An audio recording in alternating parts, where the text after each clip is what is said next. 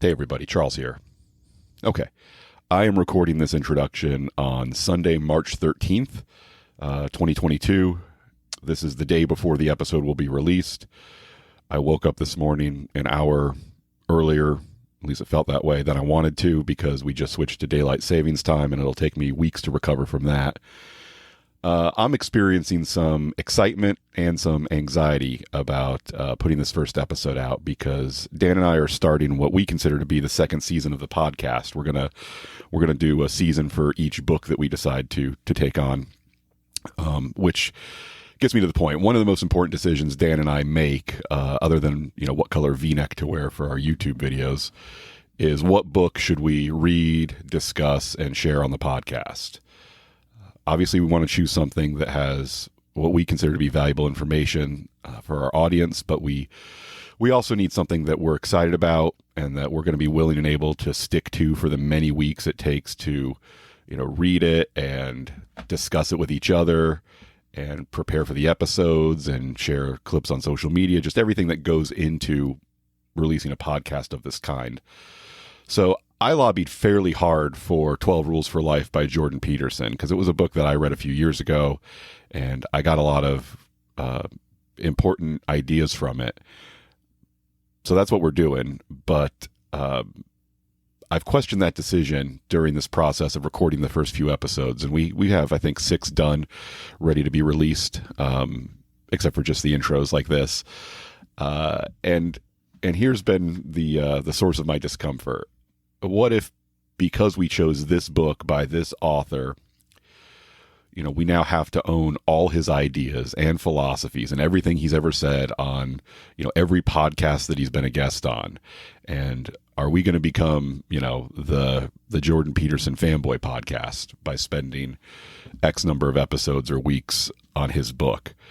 And I'm trying hard to just let go of that what if, because, me worrying about the what if isn't going to change anything. And it's kind of a waste of time that's only going to distract me from doing the best job that I can do on getting this podcast done with Dan and out to you guys. So, I don't own everything that Jordan Peterson says or thinks or does, just like I don't own everything that Dan thinks or says or does. All I can do is strive to own everything that I think and say and do. And even that's tough sometimes because I don't understand everything that I think, say, and do. But I hope we're going into this with the best of intentions. Our goal, whether you're a Jordan Peterson fan or a Jordan Peterson hater, we want to make this valuable for you in both of those scenarios so that you can feel like, all right, well, he's not my kind of guy or he's exactly my kind of guy, but the take that these two fellows shared on his material allowed me to walk away with something I didn't have before, a new way to think about myself, think about the world, think about my place in it, and think about, doing what it takes on a daily basis to build a better life for myself and a better world for the people around me. So that's where we're coming from. I hope we accomplish that goal. We are going to release 2 episodes per week. In addition to the normal Monday episode, we're going to push out an episode on Thursdays as well. And that gets us through this material in a shorter time on the calendar, though obviously it won't reduce the amount of work that we're doing to get it done. It'll actually collapse the timetable, so we'll have to work a little harder. But anyway, that's where I'm thinking right now. Thanks for bearing with me during this longer than average introduction, and I hope you enjoy this and the following episodes. Welcome to the Mindfully Masculine podcast with Charles and Dan, where we take a conscious, holistic, and direct approach to relationships, mental health, and self-improvement. For additional content, visit our website at mindfullymasculine.com. And to interact with us, our guests, and your fellow listeners, join the Mindfully Masculine group on Facebook.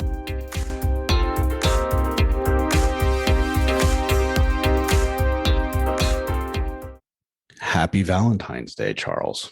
To you as well, Dan. How are you celebrating this year? By not wearing a red shirt. Interesting. I will be putting a red and white striped shirt on later today. I'm gonna go have Palentine's dinner, if you will, with a friend, and we're gonna go and revel in our singleness and be single together at dinner. Okay. And so I'll dress for the occasion a little bit, but yeah, that's the plan for tonight. That sounds great. That sounds great. Yeah, I'm looking forward to it. It's at a restaurant that I've been to once before that I like, and their specialties are seafood and sushi, which I'm a big fan of both of those. So I texted her this morning and said I'm planning. I had a very early breakfast today, and I'm going to starve myself the rest of the day so that I can really put on a nice display of gluttony for her. That Valentine's Day would not be complete without a display of gluttony. Yeah. And yeah, the kind of gluttony you can engage in when you're with a friend and not a date. So are you going to bring a box of chocolate covered strawberries for yourself so that she can watch you be a little bit more gluttonous when it comes for dessert? No, I'll probably. Do you like chocolate covered fruit? Yes, I think strawberries was the only chocolate covered fruit that I've had. Okay. And I do like it. Yeah. Milk and dark chocolate. I'm not a big fan of white chocolate covered strawberries. Why not? I don't know. I like white chocolate in some circumstances, but with fruit, not really. Yeah, I think because white chocolate actually isn't chocolate at all. My ex and I had arguments about this. Right. Yeah. And I mean, I love it. I love white chocolate. It's delicious. However, it's extra sweet. And I think because of that, the fruit comes across as probably tart a little bit and not as sweet. Yeah, you're not going to taste as much of the sweetness from the fruit. That's why I think a dark chocolate, a lot of people love the dark chocolate and fruit because you're getting, you can actually taste. And I agree with that actually when it comes to, mixing chocolate and fruit. I'd rather do the dark chocolate rather than the white chocolate. However, white chocolate and peanut butter is my go-to for, if I'm going to splurge. I had I recently had white chocolate Reese's peanut butter cups for the first time, and they were good. I enjoyed it, but I didn't like it as much as have you had the all peanut butter Reese's cups? Not yet. That's definitely that's on my bucket list. Butter. The shell is peanut butter, and then the filling is also peanut butter. It's pretty good. Finally, it's probably my favorite. I'm glad they finally read my letters. Well, I think it was also, when you chained yourself to the outside of the building, that probably had a factor too. Now you need to hurry up and eat it, so make it worthwhile. I want to make sure my message was heard. Okay, so white chocolate is not a chocolate, and it doesn't really taste like one because it doesn't contain chocolate solids. Right. So It has cocoa butter. But okay, so yeah, you and my ex are 100% right, and I'm 100% wrong. So wow, we should rename the podcast. What would you want to rename it to? Dan and my ex are 100% right, and I'm 100% wrong. Wow, that would get boring though. With Charles and Dan. Charles and Dan. Yeah, that's it is what it is, right? So to go to the other extreme, I'm actually really excited because I got finally my carnivore code cookbook. And one of the things I wanted to learn in 2022 is how to cook organ meats so they actually taste good. And so this is going to be the key to unlocking that door in my life. Nice. A lot of pretty pictures and a lot of great information too. It's not just a cookbook. It's a lot of science behind it about and research as to, why eating a meat-based diet is the healthiest option for humans. And the nice thing is it is not all meat all the time. He talks about the different levels of toxicity. Some plants and parts of plants are more toxic than others, and other things that are not exactly meat, such as some dairy, some like honey, and fruit. Those things are not, are very healthy for humans as well. So it is not all meat all the time, which is what I thought a carnivore diet really was for a while. And, going through and looking at it, the basis of it really is just eliminating the most toxic foods from our diet. And that tends to be stems, seeds, leaves, nuts, things like that. Those have the self-defense mechanisms in there and the toxins in there. So it gives you sorry about that. Oh, that's all right. Little blip in the matrix there.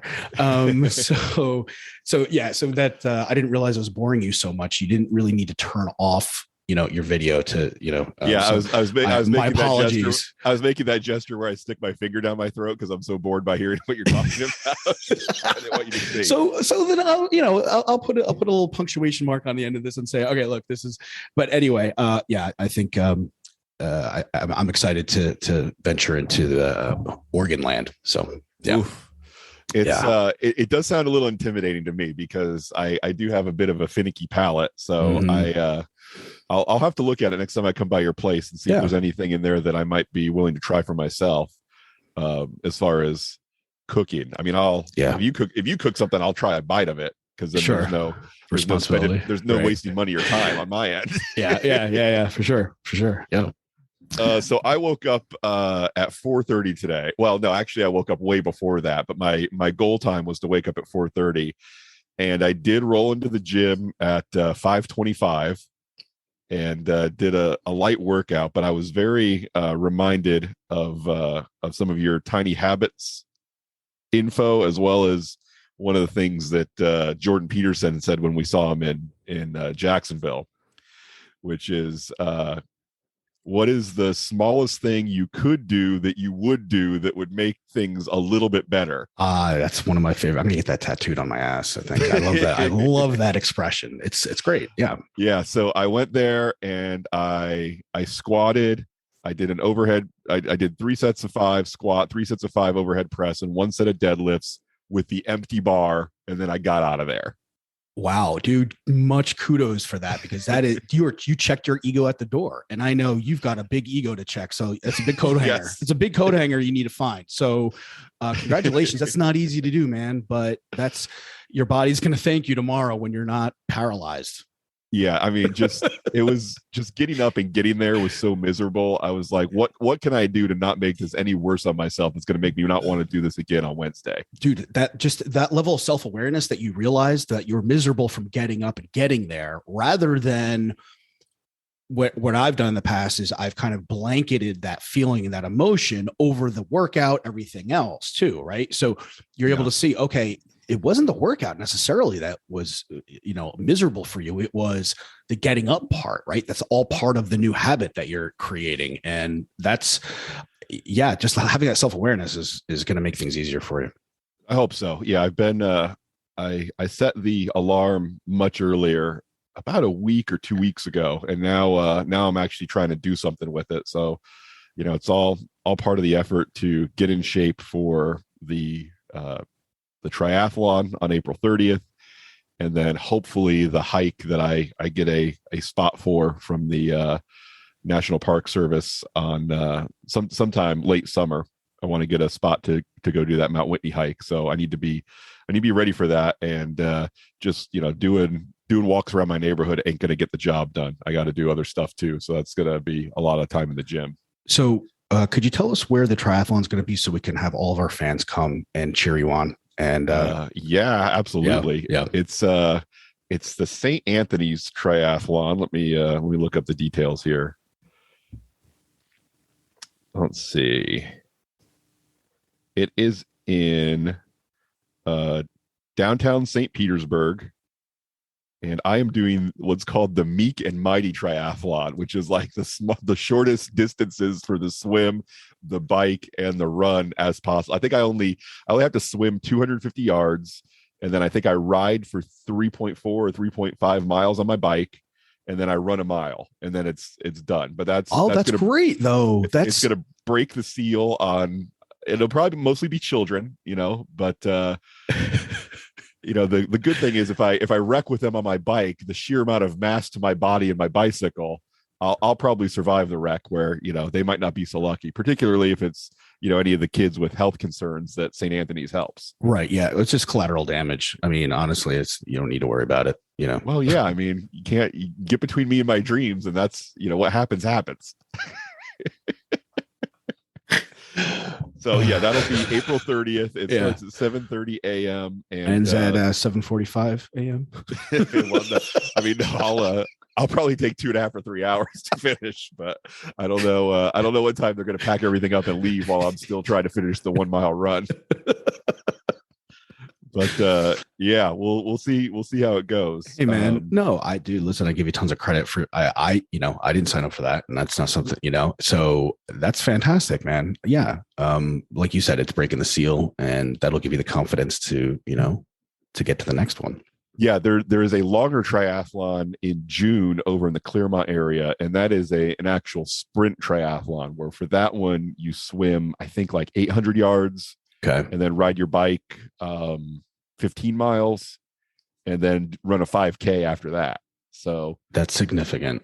All of those are significant in and of themselves. Yeah. Well, yeah, we'll see how this one goes, and then I'll try to determine if I'm willing to do a longer one or not. We'll see how my body, my bike, and all that hold up. Fantastic. So I start swim lessons beginning of March, and we'll see how that goes. I mean, I'm sure we've talked about it before. I already know how to swim, but I don't know how to swim well. Sure. So this will be a step above not drowning. Yeah. I'll try to use some technique that leads to some efficiency and maybe even some speed, but we'll see. So that's where we are. Another thing I wanted to mention this morning is, as promised to our listeners, I started my 30-day No More Mr. Nice Guy recovery journal this morning. How's that going? Good. It didn't take very long. It's not a lot of content to read. I mean, it's like 2 pages of reading and then 2 pages of writing.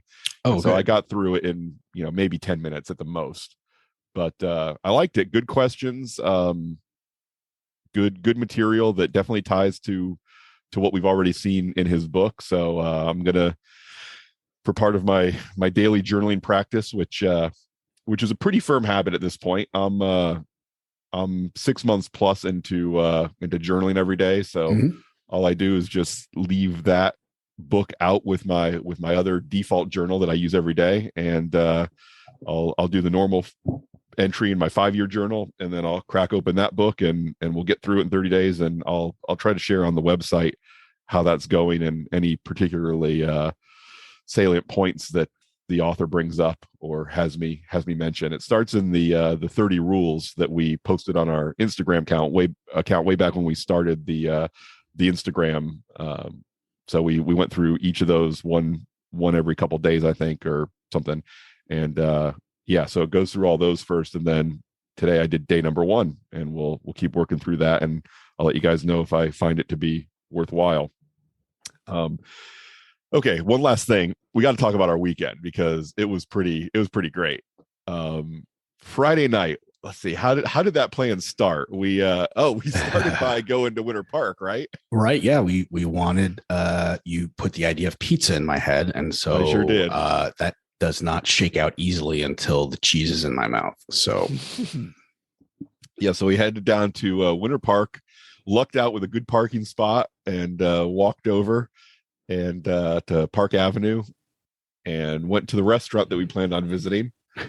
And there usually you and I can sort of hack our lack of planning by just sitting at the bar wherever we go, but that was not the case at this place. Friday night, very popular. Park at Prado was very busy, and so first available, inside or outside, high top or whatever, was going to be at least an hour for the two of us to get our pizza.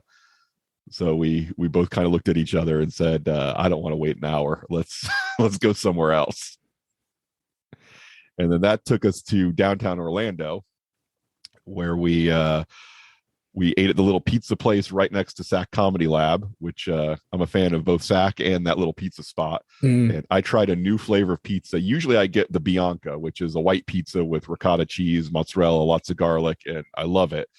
But you noticed the lasagna pizza as we were walking in, and it looked delicious. I mean, it had lasagna noodles.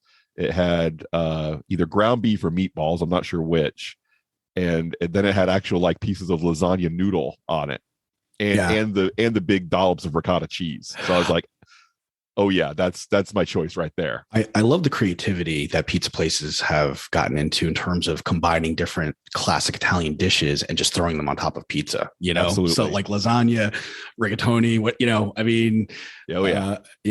buffalo chicken, no, that's an Italian dish, but bring it on. I love it. Yeah, it was really good. I was gonna do the barbecue chicken and the lasagna, but those slices at that place are so huge. I just decided to go with the one slice of lasagna, and it was delicious. And which ones did you have? You had a Philly cheesesteak. I had a right? Philly cheesesteak, and the Philly cheesesteak pizza. Let me clarify that. Right, Yeah. exactly. Again, sandwich and pizza combined together, right? Yeah. And then I had ricotta, tomato, and spinach, and that was excellent as well. I like the contrast of having a traditional cheese pizza and then having that white pizza. I like that, be able to taste it all. I'm a big fan of the tapas, and I like a little taste of everything, right? I like sharing food. I like tasting a little. I'd rather have like a little bit of a whole bunch of different things than one big meal. So yeah, absolutely. And it was a good dinner, and it fueled the rest of the evening. So then we noticed that it was the first time we were downtown, that we didn't already have a standing appointment with our friends Kurt and Richard to hang out, that the weather was actually good. Every other time you and I have gone to downtown Orlando, just the two of us to hang out, it's been thunder and lightning and rain and just absolutely miserable. But yeah. But this time it was clear. So we decided to make our way over to the was it the AC hotel, right? Right. Yeah. Yeah. And head up to the 18th floor, I want to say, for the rooftop bar that we've been to probably 10 other times before. And every time the outside has been closed, and that they've got beautiful fire pits and couches out there, and, a beautiful view of the skyline. And that's my favorite kind of bar. And we've been denied every time. So in the back of my head, I'm always like, maybe tonight's the night we can actually get outside, have a drink, and enjoy some of the Florida weather. Yep. And so we made our way over there, made our way up, and in downtown had a lot of attractive ladies, and fair amount of, I think it's safe to say, gay dudes, based on some of the, I mean, I'm a flamboyant dresser, but these guys had me beat. So that reminded me what was going on downtown while we were sitting at the bar. I was like, oh yeah, Dua Lipa's in town. And you responded by saying, yeah, I like her stuff. And it seemed like a natural progression to say, well, let's go online and see if we can get some tickets. Well, I think the question was, well, where is she performing? You're like, oh, at the Amway. And I'm like, well, where is it? And he's like, you're like, oh, right there, and it was literally across building? The street. See that building across the street? Yeah, right there. And I was like, okay. All right, we need to try it. We need to check this out. Yeah, and the tickets were not crazy expensive, so that was nice. And I mean, it's still that tour she's on. It's still the original tour to sort of push her last album, which came out, I want to say, in like 2019. But because of COVID, she couldn't do the full tour. Worked out for us. Worked out well for us. We got some inexpensive seats, the second to the top row of the arena, right, kind of behind the stage.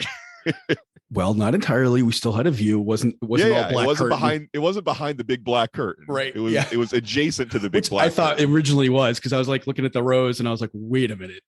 This is why they were like $12. Yeah, it was like, because we're gonna be looking at it's audio only. It's an audio only experience at the stadium, right? I thought that for a second. Yeah, but no, it was great. She played all the hits songs from her last two albums that I already was familiar with and liked. And as I've made clear on the podcast, 2022 is the year for me to get into live music. And between the Joss Stone, Corinne Bailey Rae thing that I went to a few weeks ago and this, it's been easy so far. I mean, I've really enjoyed these two concerts. So, it'll be certainly another step for me to be in a small bar with a loud band. That's going to be more difficult, as will any form of electronic music that I currently don't have much appreciation for. So those will be, I'm going to try it, but those will take a bit more work than going to nationally touring or international superstars whose music I already like. But the special effects and the tech also help. Oh yeah, with that cool experience, that was, especially at the end with levitating, that was pretty impressive. Yes, it was. The way that she was floating all around the bottom floor of the arena in that little booth. Yeah, while she was singing, that was pretty cool. That was very cool.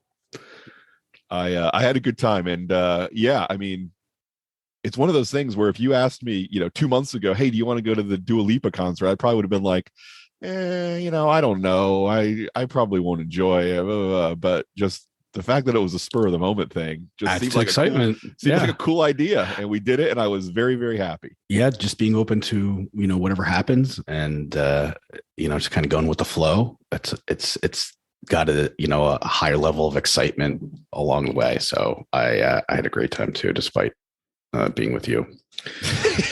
Yeah, and that's the thing. I mean, you're I knew what I was in for though. So yeah, and I wasn't I was pleasantly surprised. I wasn't a depressing, complaining mess. I know. I actually had a great time. It's like, who dis?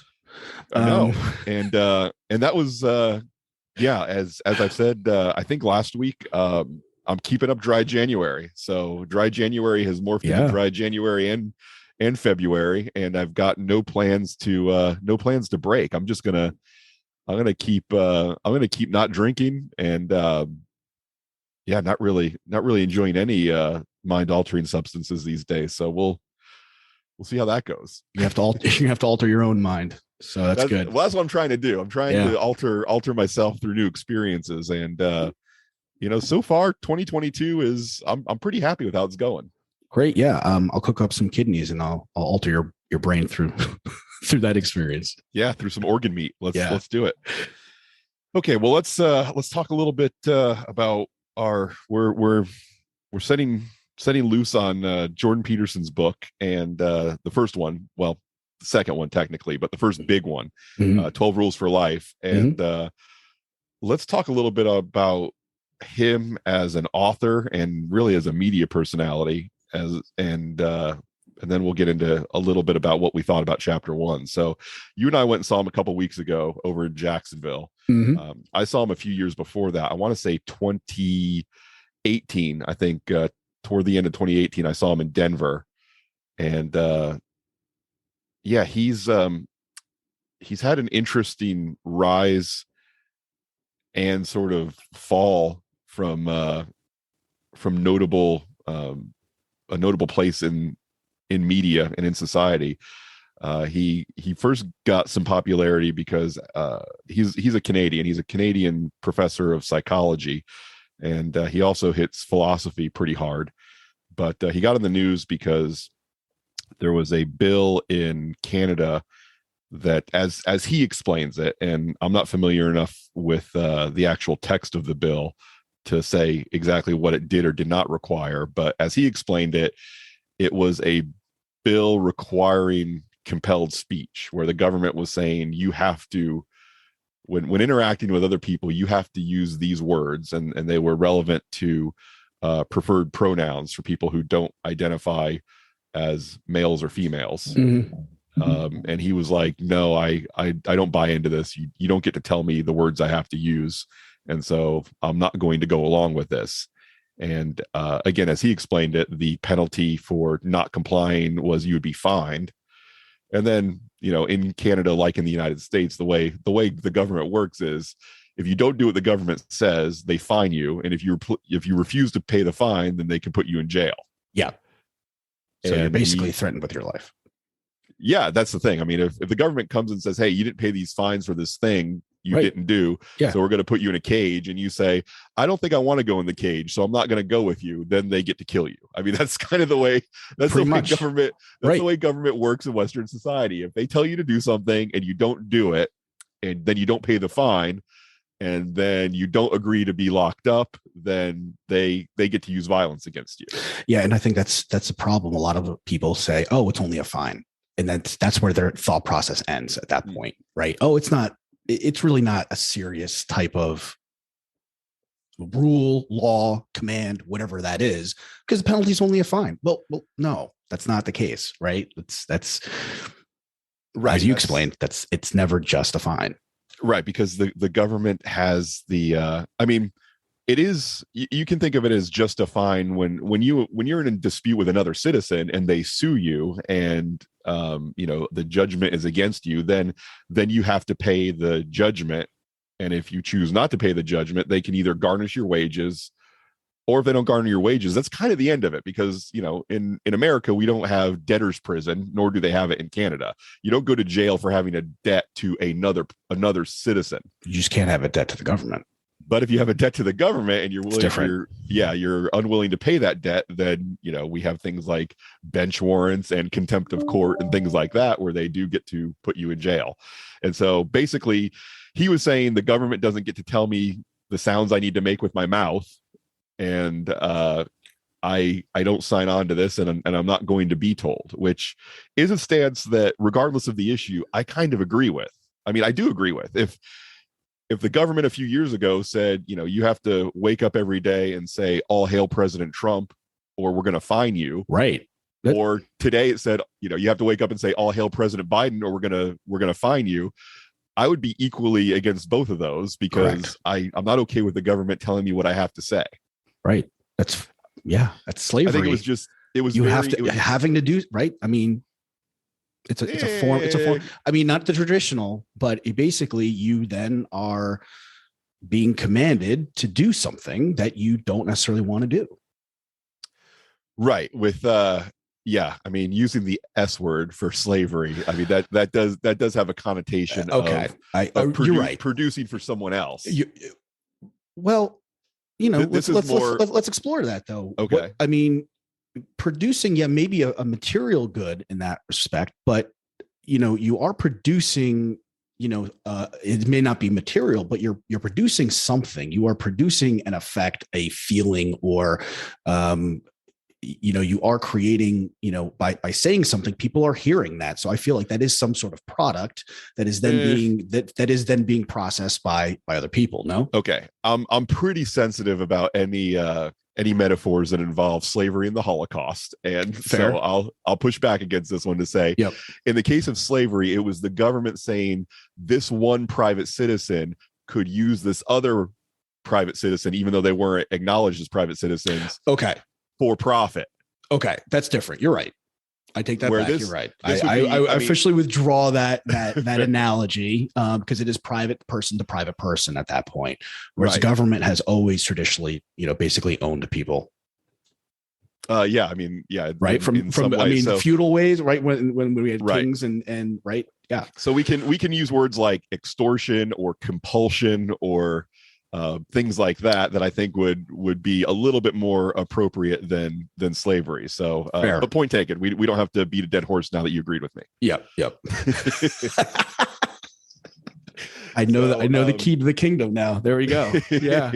Yes, Charles. The laps stop when we don't have to keep running laps once you agree. So right. Ironically, we start the podcast with Charles being 100% wrong and me and his ex-wife being 100% right. Right. Now we've come full circle to back to normal. Back to normal. Charles being right. It's all my exes, not just my ex-wife. Oh, okay. All right. Fair.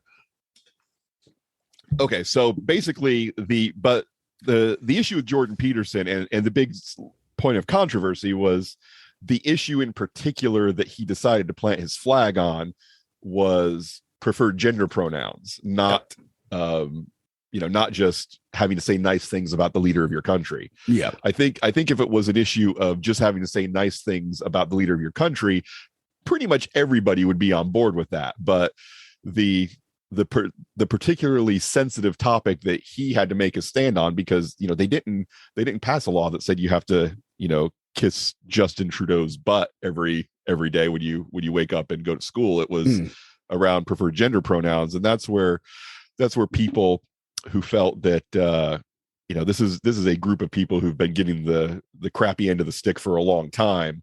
So what's your problem with why can't you just give them this? Why do you have to be a hard son of a gun when it comes to these people? Why do you have to plant your flag on this issue? So I get where the sensitivity comes from, but again, the way he sells it is it's not about this particular issue. It's about, I don't want the government telling me the things I have to say or the things I can't say, because freedom of speech equals freedom of thought in his mind. And I tend to agree with that. Yeah, I do as well. Okay. So that's how he got famous. And then, then he started going on Joe Rogan's podcast every couple of weeks for a while there. At least that's what it seemed like. And so, Rogan's audience bought into him and bought his book and went to go see him on tour and things like that. And so he got to a higher and higher position of prominence. and pretty much, every podcast that was big and every interview show that was big had him on there. And yeah, he says things that some people find extremely appealing, and he says things that other people are not that on board with. So like we said with Dr. Glover's book, No More Mr. Nice Guy, you don't have to take on every aspect of this guy's personality or everything that he teaches to mine some good from what he has to say. And here's the thing, neither Dan and I have seen the guy live. I've seen him twice, Dan's seen him once, but neither of us are fanboys. Neither of us have decided to model our life over what this guy has to say. And just like in the last book, when we come across some of the material that we find weird or cringy or not helpful to most people, we're going to point that out and say, okay, here's where this feels a little weird to us. And so basically, I would hope, and I would ask you guys to stick with us while we go through this stuff, even if you've already made up your mind about this guy.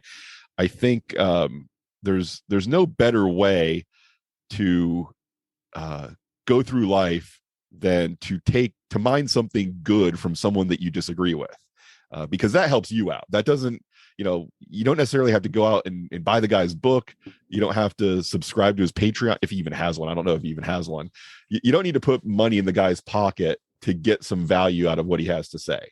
So put money in our pocket instead and get value out of what we have to say about what he has to say. That's the message. And that's actually rule 9. Assume that the person you are listening to might know something you don't. And I feel like if you can kind of go into every engagement or encounter with somebody with that kind of attitude, that keeps you open and also keeps you respectful, I think, of that other person, because you don't know what they know, and you might be able to glean some value out of that. So I think, Charles, that was really well said. Basically, kind of what we're doing with the podcast is trying to extract the value that we see out of some of these books that we're reading and present that to the audience. Yeah, and we've got some books on our schedule that honestly, they will be a huge chore for me to read and for me to discuss, because I disagree with every premise that I believe that those books have. But to be fair, I haven't read them myself, so I don't know exactly what they say. I know what I've heard they say from other people that have read them, and that's no way to go through life, by making judgments about, books or ideas or people based on what you heard about them from somebody else. Right. You need to put your own experience as a filter on top of that in order to really make an accurate judgment. Yeah. So that's what we're going to try to do. And that's what I hope our listeners can try to do as well. I mean, again, we've got a big enough audience of dozens and dozens of people downloading this podcast every week. And I'm sure that in that audience are some people that can't stand Jordan Peterson, either from what they've heard about him or what they've heard him say directly. And there's going to be some people that think, everything that comes out of the guy's mouth is gospel. And, we're trying to deliver content that both of those kinds of people can find valuable. So, give us a couple of weeks and see if we deliver on that before you decide to skip this thing. Stick with us, like our podcast and our YouTube videos, subscribe, hit the little bell to be notified, and then send us money on Patreon or buy me a coffee, because ultimately it's all about Dan and I having the life we want. Yeah. So the real call to action is just to send us money. So right. Yeah, ignore all the other stuff. So Charles, how would you summarize the overview of the book 12 Rules for Life? Well, I would say, I think that Peterson's plan obviously is to sell books, but I think he also sincerely wants people to have a better life. And he's saying, hey, here are 12 things you can do to have a better life than you would otherwise, because life is really hard. And when you get hit with the biggest challenges in life, when you lose your job, when you get a really bad diagnosis from your doctor, when you experience a breakup or a death in your family, life can kind of feel pointless. And so here are some strategies to live your life, to make it feel more meaningful, so that when the really bad stuff happens, you can feel like there's some point to it and not that it's just a big bundle of misery. Yeah. Yeah, he's that's setting you on every corner. no, that's well said. Basically the way just like you said, it's the point of life is not to be happy; it's to live a meaningful life. And he kind of goes through these 12 rules that I feel help bring that meaning and that sense of fulfillment and almost like an inner peace if you are following these rules rather than a quick fix of joy and happiness that you might get from simple pleasures in life, drugs, alcohol, things like that, or abusing them, I should say. I'm a fan of everything in moderation. So, I'm not saying, I disagree with, feeling that joy and feeling that excitement from time to time, but that shouldn't be the driving force and the things that you're following in life. Yeah, I think that's a safe way to say the message of this book and really the message of our podcast in general. One of the quotes, I think it was Sam Harris that said it. He may have been quoting somebody else where he said that happy is not something you can become. It's only something you can be. Because, if you set your mind on, I'm going to work to become happy, it's never going to happen. But if you choose to be happy, you can start that right now. Yeah. If you think that through, when you say it that way, to me, becoming happy is a very vague term. It's what does that exactly mean? What, they talk about SMART goals, right? That's not specific, right? That's not measurable, right? How right? Not. So right there, the first two, the S and the M, it fails that test right there. But whereas being happy is, I feel like, that's kind of like it's like a mental and a feeling that you can generate right now. And to me, that seems a little easier than saying, okay, I'm going to become happy. Oh, well, I got to put a plan in place. What does that look like? And that starts to get overwhelming and everything. And I already start to get like a little knot in my stomach thinking about that. Like, what does that mean? Yeah. Right. And that makes me immediately not happy. Right. Yeah. And if you ask people to put together a list of, what has to happen, what do you have to accomplish so that you can be happy? That's just getting somebody to start down that road is not a road to happiness. It's a road to, at worst misery, but at best dissatisfaction of, okay, if I can finally accomplish this, and this, then I'll be happy. Yeah. Where it's like, in most cases, no, you kind of won't. If you can't be happy with your current circumstances, there's always going to be a reason to not be happy. And, really the only thing you can pursue is meaning. If you can go after a meaningful life where, it feels like you've done something good for the world and you made it a better place than you found it, then, the happiness will come along with that. You want to jump in and talk a little bit about chapter 1? Yeah, let's do it. All right, cool. So the first rule is stand up straight with your shoulders back.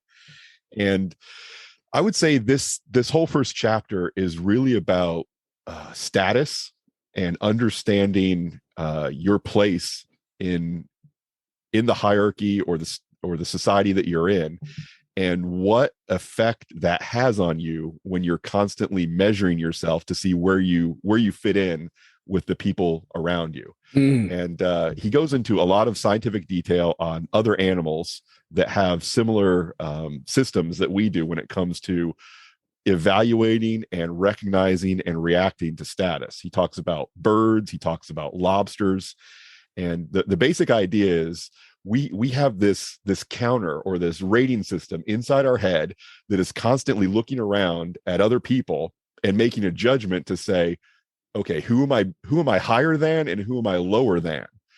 And based on where you put yourself, say on a 10-point scale, with 1 being the top and 10 being the bottom, your brain puts you somewhere in that 1 to 10 scale. And based on where it thinks you are, it decides how many of the good hormones to give yourself so that you feel better or worse about your place in life, which is crazy that it works that way. Yeah. But man, when I first read that, I was like, this totally makes sense. This is absolutely true. I see people who are of high status behaving in a certain way that puts them in a positive feedback loop where their life keeps getting better and better and their mood keeps getting better and better. And similarly, people who are at the bottom of the status hierarchy, they keep feeling worse and worse, and they keep doing worse and worse. Right. So what are some of the ways that people are, what are some of the things that people are looking for to determine where they are in the hierarchy? Well, the very title of the chapter is your posture. That's one of them. And that's one of the ones that you can, change immediately. I was going to say, for lack of a better term, you can hack it. You can change it immediately. Yeah. And you and I have talked before about, when you're feeling bad, take a look at yourself smiling in the mirror and engage those muscles and see yourself smiling, and it will improve your mood. And even beyond that, another study that I read, they actually experimented where people would bite a pencil to get them, and they wouldn't actually tell them to smile. They would say, bite a pencil, and your mouth naturally moves into the shape of a smile at that point. And there's absolute feedback based on there's absolute feedback based on the muscles, the way they move when you smile, in terms of and the hormones that get released in your body. And so you will literally start to feel better. You'll release the good hormones by just biting on a pencil and holding it there for a little bit. And then that changes your mood and your state. And then it's a positive feedback loop, because now you feel a little bit better. Maybe you stand up straight, a little bit straighter, because you're feeling like you've got a little bit more energy. You're feeling a little bit better. And guess what? The people you interact with will see that posture and then react accordingly to you, and will be treating you maybe a little bit more respectfully, maybe a little bit more positively. And now that then boosts your mood and those feelings and those hormones again. It becomes a positive feedback loop. And the reverse is true too. If you're moping around, if you're not, you're slunched over and your shoulders are down, and you're not in a good place, you're not in a happy place, people will treat you accordingly. And I think we've all experienced that, and that becomes a negative feedback loop. But I love the fact that it is so easy to change, whether it's a negative or positive feedback loop, by basically smiling or standing up straight, or biting a pencil. I love that hack. Yeah. Next time we go out and I'm feeling any social anxiety whatsoever, I'm just going to put a pencil in my mouth, and that'll fix all my problems. It'll keep you from drinking too. Yeah, I could, here, I'll simulate. I'll put, excuse me, miss, you look lovely tonight. My name is Charles. I couldn't help but notice you from across the room. And then there we go. I don't know what kind of feedback loop you'd get out of that one, but I think the Robinson would probably take my membership card and ask me to leave. I think you'd be lucky if they didn't call the cops. Yeah. One of the things that Jordan Peterson does talk about, though, that can get in the way of this positive feedback loop is not getting enough sleep. Mm-hmm. And so he does encourage you to. The interesting thing that he said was, it doesn't matter as much what time you go to bed, but you should set a time to wake up every morning. And I find, when I changed, as we talked about earlier, when I changed my alarm to go a half hour earlier, the going to bed part kind of takes care of itself. Once you set what time you're going to wake up, your body kind of tells you, okay, it's time to let's get this shut down, because you're waking up at 4:30 tomorrow, so it's time to go ahead and turn in. Yeah, it's great when you're able to just kind of adapt to our natural sleeping and waking cycles. That circadian rhythm, when it's in sync with the sun, is, there's multiple studies that show how beneficial that is, and to not kind of push the limits by staying up too late, looking at bright lights, simulating that sunlight our bodies are going to start responding to, and I think that's where a lot of us mess with our sleep. Yeah, I think it was toward the beginning of COVID, like around May of 2020, I went up to North Georgia and went camping for a couple nights, and it blew my mind. Where you make a campfire, you cook your dinner over it, and then you just kind of sit there and wait for it to burn out. And that happens right around the same time that the sun's gone down and started getting dark. And I'm like, started stretching, started yawning. I was like, I guess it's time to turn in. And it was so much earlier than I was used to going to bed. But my body was like, okay, this is where we're at. This is where we're at. This is what we're doing. It's time to go to sleep. And I did. And then sure enough, I woke up a little bit, just as the sky started getting a little bit lighter from the sun coming up. that's when I woke up.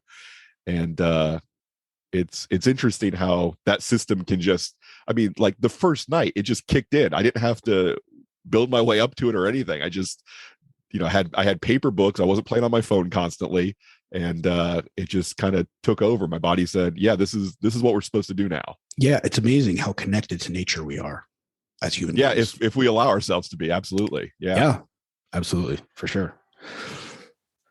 All right. Let's see. I'm trying to think of some of the other stuff that really hit me in this chapter. Most of the things that jumped out at me, they were toward the end of the chapter. He does spend a lot of time sort of laying the foundation of the science and the psychology first before he gets into the practical application, where our last book wasn't really like that. We didn't spend a whole lot of time going super deep into the science before he started explaining, here are the things to do to make things better, where Peterson kind of does that. Another thing, this is something that I found a great opportunity for me to tell you something you need to do better, which I love those. Eat a fat and protein heavy breakfast as soon as possible after you wake up. I do. So Dan, you gotta stop eating all that food in the middle of the night, and you gotta wake up and eat a big breakfast, like I've been telling you for months. I've actually started to do that. My trainer has actually, I've been working with him to try to do that, to eat a little bit more during the day and less at night, and it has worked. And I have been eating a little bit less, and I've actually been not waking up in the middle of the night to eat, and eating a little bit less right before bed. And so part of that actual solution was for me to also stop taking melatonin. Really? And I got that from, again, I'm going to pimp out the Huberman Lab podcast. Love that doctor, a Stanford based neurobiology professor who also breaks down things in a very usable, practical manner. Doesn't talk about the science, but he mentioned that melatonin, taking a lot of melatonin. I mean, the dosages that are usually created from supplements, such as 1 to 5 milligrams is way too much. He said there is some benefit with like half of a milligram kind of dose, but anything more than that can actually mess with your normal circadian rhythms and everything else like that. And I had been, I'd been continuing to take the melatonin after I had taken it when I had COVID. That was one of the protocols that I used to get some sleep. But and I was like, I'm sleeping like a champ. But I was scared to actually get rid of the melatonin. And once I did that, though, and I also switched to waking up and getting outside within the first 30 minutes of waking when there's some sunlight to actually set the proper cortisol system, and it also helps with the melatonin at night, your natural melatonin. So that being said, cutting the melatonin out actually has helped me. Interesting. I've never tried melatonin, not even once. I've never messed with it at all. I saw an article on some website at some point, a few years ago, that basically said the results of double-blind controlled placebo studies, it really they couldn't guarantee that it has really any effect. Wow.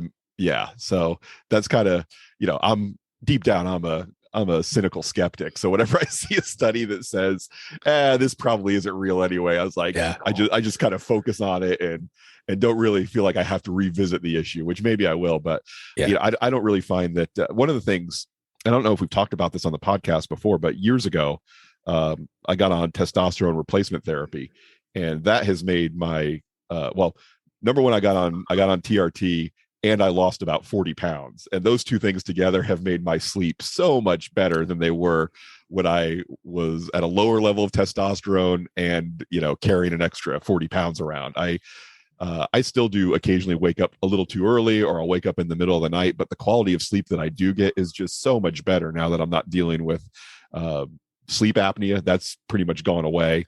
And I get, even if I get less sleep, I'm getting better quality sleep now that I weigh less and now that I have a higher testosterone. So sleep has not been the challenge for me the last couple of years that it was the 15 or 20 years before that. Yeah. And that's a great point that I think a lot of people miss, is that weight loss isn't, one of the nice side effects about losing weight and getting back to a little bit normal range is you're going to improve your sleep too. And you will have more energy from not just losing the weight, but from getting better sleep. And I think I think that's one of the biggest drivers people have to lose weight, is have some more energy, be able to enjoy life and do more things.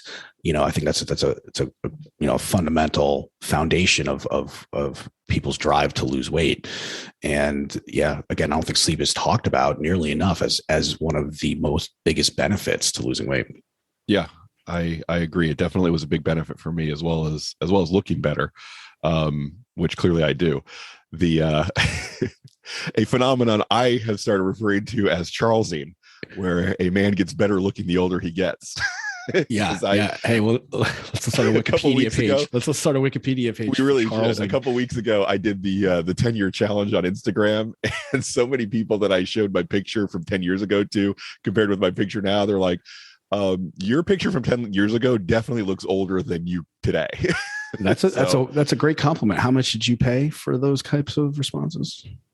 I mean, I'd rather not disclose that. Okay. But, start leaving those comments on my social media profiles, and you'll find out exactly how much I pay. So that's a big factor is actually, just, and most of the physical activity that has helped get me to that point is lifting weights and going for walks. Yeah. With the triathlon training, I'm starting to do a lot more cardio than I've really ever done before in my life. And I hate it, but I'm willing to do it because I have to do it. Climbing mountains and doing triathlons requires a certain level of cardiovascular fitness that I wish it didn't, but it does. But just lifting weights and going for walks is a big help. And I started both of those before I got on testosterone replacement therapy. So my weight loss didn't really come from the TRT. It came from lifting weights and going for, about 5-mile walk every morning before my day started. And I'm sure you modified what you were eating as well. Yes, I adopted a no sugar, no grain diet, which was not strictly, paleo or keto or anything like that. It was just, I stopped eating food that had sugar added to it. And I stopped eating food that was grain based. So, and that did make a huge difference. I mean, I've always been a big fan of fruit, especially like sweet fruit. So, and I've never really done a diet other than, I guess there was 1 month that I did carnivore where I did the real strict, only meat carnivore diet. Not the kind that Carnivore MD pitches, but a more strict version. And for that one, I gave up fruit and I hated it. But now, whenever I want fruit, if I want a banana, if I want some berries, if I want an apple, I just have it, because I've never met anybody who was overweight where fruit was the problem. Right. You know Nobody overeats on fruit. I mean, once in a while, people go crazy with bananas, because they're freaking delicious. And so I get that, and you can put them in like in everything, but that's rare. Yeah, I think now fruit juices can definitely be a problem when you take fruit and you make it into a juice so that it's just so easy to put massive quantities of fruit sugar down your throat. That can be a problem. I mean, I've read that most commercial orange juice is worse for you than a lot of sodas. Oh, that's interesting. Yeah, because of just the quantity of, I guess it's the quantity of sugar plus the acid together is supposed to be, wow. It's worse for you than just having a Coke. Jeez. Yeah. But for most of us, eating fruit is not the problem, because so much fruit has so much fiber in it, where the fiber kind of offsets the effect of some of the sugar, right? Absolutely. Yeah. I notice when I have a banana before I work out, my blood sugar stays very stable. I mean, being a type 1 diabetic, I've got a glucose monitor that, checks my blood sugar every 5 minutes and reports in. And even while working out, it keeps it very steady throughout, more than any type of food that I eat beforehand. So I think it's a combination of, that fiber slowly digesting, as well as, there's fructose in there too. It's not just pure sugar. So the fructose takes a little bit longer to digest, has to be converted in the liver before your body can use it. So that definitely helps, trickle in the sugar into the blood where you need it. Yeah. This topic is a great example of, you and me having a fruitful discussion, no pun intended. Oh, really? I mean, based on it, I didn't do it on purpose.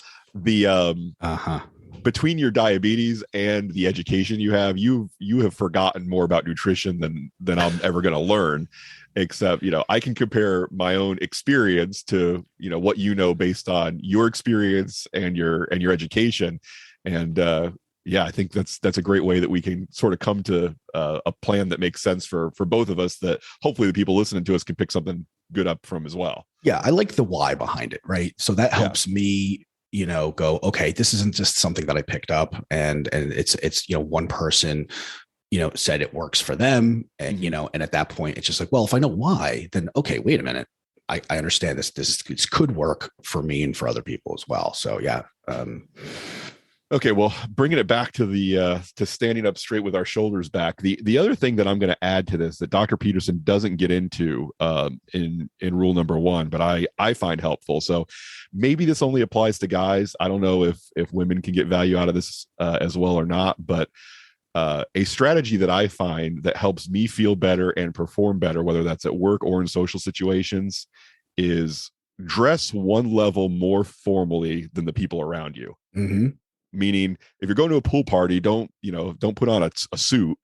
But if you are, going out for a nice dinner, just anticipate what you think other men at the restaurant are probably going to wear, and just go one step beyond that in the way that you look. And for me, it always makes me feel better. It makes me feel more social, and I have a more fun time.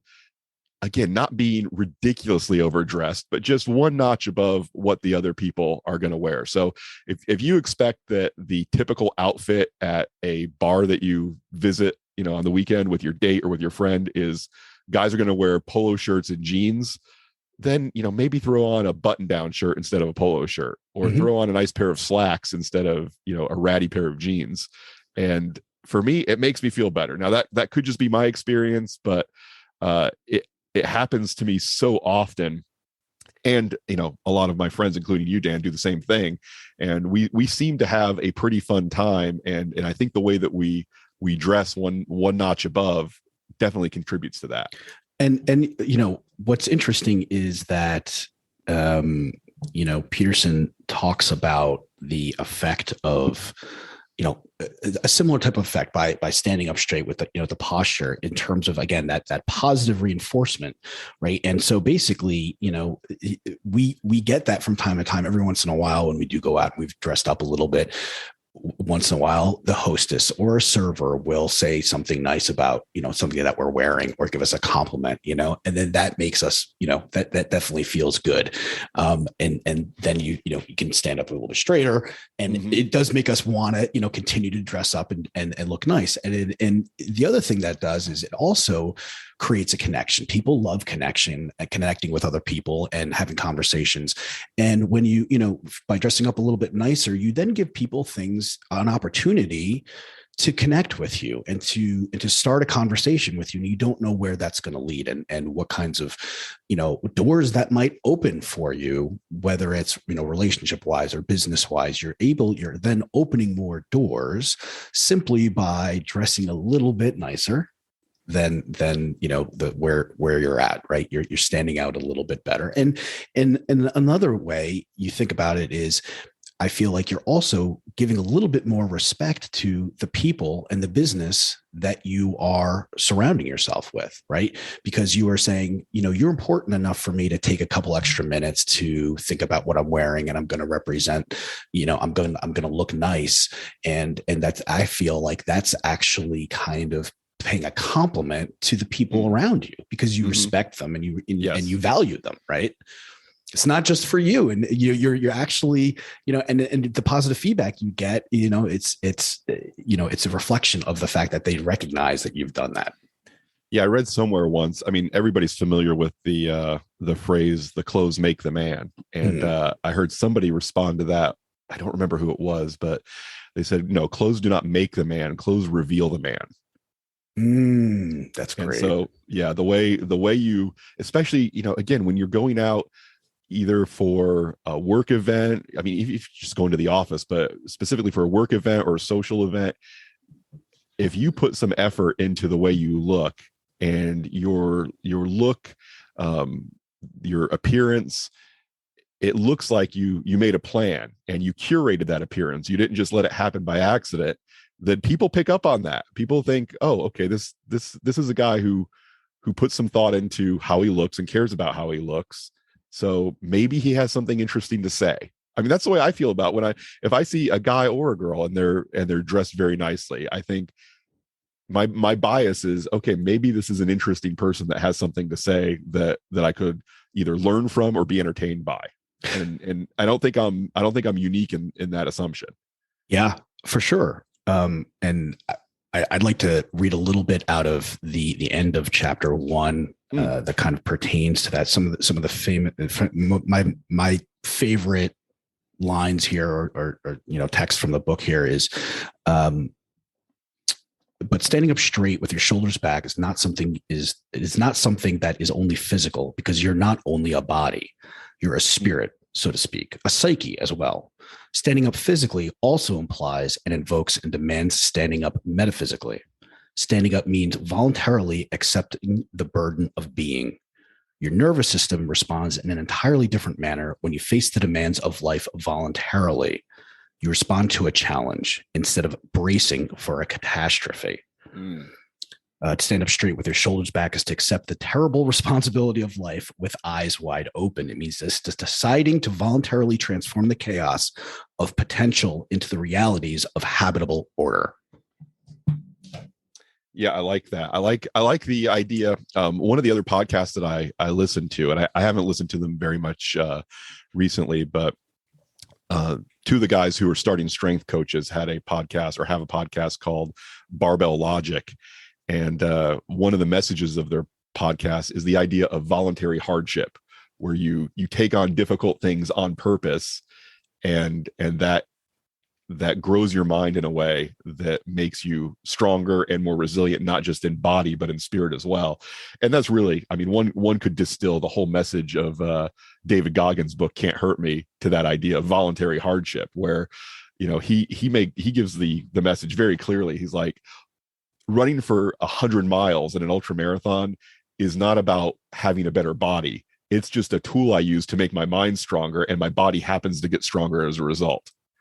And that's really what it's about. You don't want to paint with a broad brush and say that, okay, everybody who has a healthy body also has a healthy mind, but it is rare for somebody to have a very unhealthy body through decisions, not through illness. I mean, if people haven't made the decisions that it takes to have a healthy body, their emotional state is usually going to reflect that state of their body as well. And again, this isn't me, being harsh on people who are carrying a few extra pounds, but there is something about people who have adopted and decided to do what it takes to have a healthy body that does say something about the status of their mind and their emotional well-being.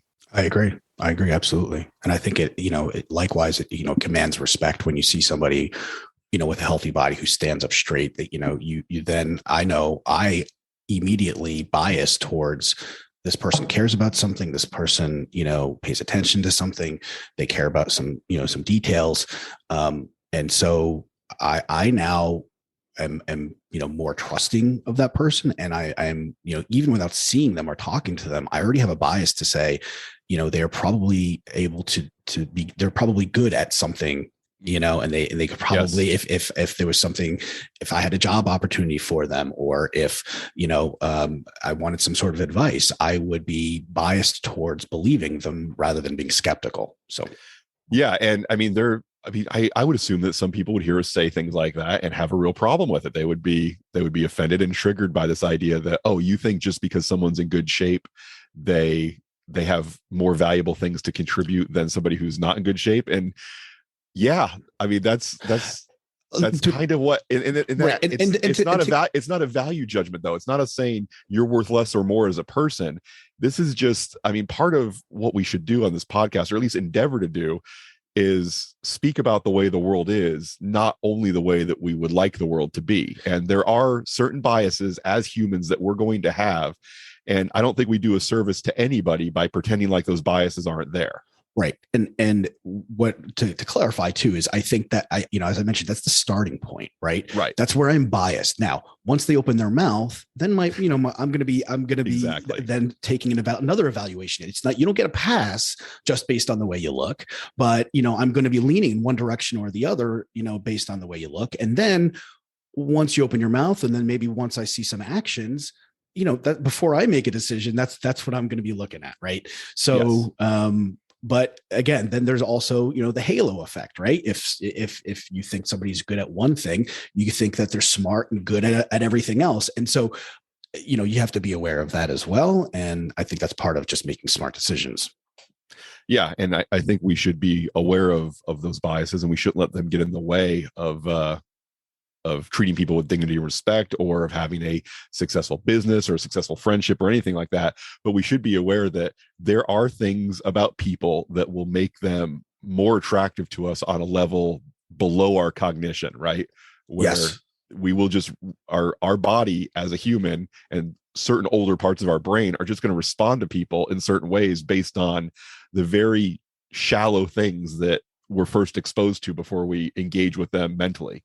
Yeah, I love that concept. So I think we should wrap up based on where we are with that, and anything else you feel important to share today. No, I think we're good. I hope that people enjoyed this, and again, I hope you like the format where we are going to be not as tied to the text for this book as we were for the last one. So I mean, I would love to hear some feedback on what people think about that. If it's, no, you guys should stick more to what the author of the book says, or no, we like it, we like hearing your thoughts about it more than we like hearing the, talking points that the author laid down. Let us know, and we'll use that to decide how to move forward on the next book, which we haven't fully decided on yet, but Dan and I will be working through that.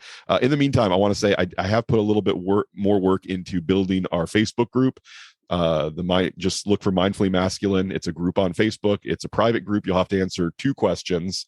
The first one is, do you promise to be cool and nice to people? Check yes or no. And the second one is, what's your favorite thing about our podcast? So once you answer those 2, you'll definitely be approved for membership. But just look for us, and if you'd like to ask questions or contribute or offer opinions, please do that. As I always say, if you like the podcast, like it, review it, rate it wherever you get your podcast. If you don't like the podcast, just keep that to yourself, or send us a really angry private message through email to tell us what you hate about it. The angrier, the better, please. Yeah. No need to air that stuff in front of other people. All right. Awesome. Anything else from you, Dan? No, not today.